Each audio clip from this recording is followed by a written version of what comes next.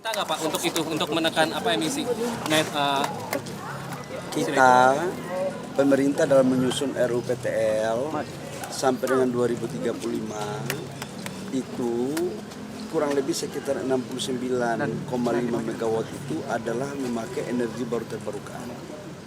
Karena itu untuk urusan PLTU tidak ada lagi pembangunan yang terlalu banyak, hanya kurang lebih sekitar 30% yang tidak memakai energi baru terbarukan. Sudah barang tentu pemerintah sangat berhati-hati juga. Sebenarnya pembangkit batu bara itu bukan berarti kotor seluruhnya. Kalau kita memakai teknologi dengan carbon capture itu akan mengurangi emisi. Tetapi di RUU PTL kita sampai dengan 2035 itu energi baru terbarukannya hampir kurang lebih sekitar 70%. Rencana konkretnya apa Pak? Rencana konkretnya apa Pak soal Presiden PLTU itu Pak? Tadi dipanggil sendiri nggak sama Menteri Saya Maritim? sendiri. Ya itu bahasa apa? Ada pembahasan khusus? Ya saya kan sebagai pembantu Bapak Presiden. Sebagai pembantu Presiden setiap dipanggil harus siap untuk melaporkan apa-apa yang menjadi tugas KPI dan atau perintah lain dari Bapak Presiden kepada Menteri. Tadi kan sendiri nih pasti ada hal khusus apa yang disampaikan Pak?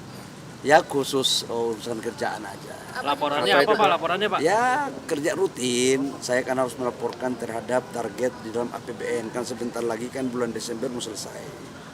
Bagaimana PNBP kita sudah 85% dari target yang diberikan dalam APBN.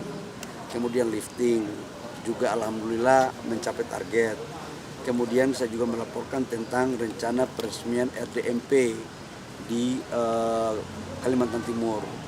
Yang kalau itu diresmikan maka insya Allah 2026 kita sudah mencapai swasembada di bidang energi solar dan aftur. Ini yang kita lagi rencanakan ke depan. Pak, jadi RDMP-nya kapan Pak? Kemarin kan 10 November Pak, tapi mundur itu. Rencananya insya Allah doain di tanggal 17 Desember. 17 Desember Pak. Bisa kita resmikan ya. Bapak tadi soal adanya polisi yang di Kementerian SDM itu bagaimana tanggapan Bapak? Kalau kementerian apa? Kalau dari MK kan putusannya polisi aktif nggak boleh jabat di kementerian Pak. Di SDM ada beberapa anggota dari Polri termasuk Inspektur Jenderal kita itu pangkatnya bintang 3 atau apa namanya komjennya. Dan setelah ada keputusan MK nanti kita lihat perkembangan apa yang menjadi kajian dari Menpan RB, kemudian dari Mendagri, kemudian dari Menteri Hukum, apa yang menjadi kajian, setelah itu baru kami akan ikuti. Kalau dengan adanya Polri aktif itu apakah membantu kinerja SDM? Oh sangat. Polisi aktif, kemudian jaksa aktif. Jaksa juga kan ada di kantor kami. Dirjen Gakum kan dari jaksa.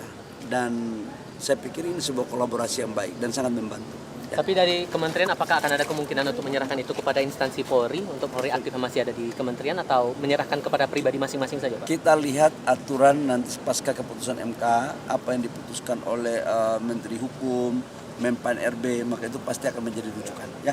Pak, terkait dengan gugatan rakyat soal Undang-Undang MD3 yang berharap rakyat bisa memecat anggota DPR yang dianggap bermasalah, itu menurut Anda gugatan yang dibuat itu cukup beralasan atau tidak? Negara kita ini kan negara demokrasi. Setiap warga negara harus dijamin apapun yang disampaikan aspirasinya. Tapi sudah barang tentu harus lewat mekanisme dan tata kerja yang baik. Dan aturannya kan ada ya, kita tunggu aja. Tapi kalau kemudian Undang-Undang MD3 yang diminta untuk direvisi atau di judicial review kan itu menurut Anda beralasan Pak? Yang mengajukan kan masyarakat. Dibawa ke judicial review di MK. Biar aja proses kita hargai ya. Oke. Terima kasih. Besok Pak. Terima kasih ya. Terima kasih. Dan Vivo kapan belinya Pak? Kembali dan Vivo untuk baseball kapan belinya Pak? Ini kan sejauh ini baru BB Pak. Konsep B2B kan sudah dilakukan. Tadi saya juga rapat dengan Pertamina bahwa silakan aja secara kolaborasi B2B secara kolaborasi yang baik. Tapi saya harus meyakinkan bahwa sampai dengan hari ini stok BBM kita aman. Cadangan kita di angka 18 hari. Minimalnya itu kan 18 hari sampai 19 hari. Dan clear. Artinya sahabat-sahabat saya pelaku usaha swasta sekalipun tidak menjalankan penjualan bensin khususnya, tapi kan alhamdulillah rakyat kan tetap tersedia barang-barang yang dibeli. Ya, makasih ya.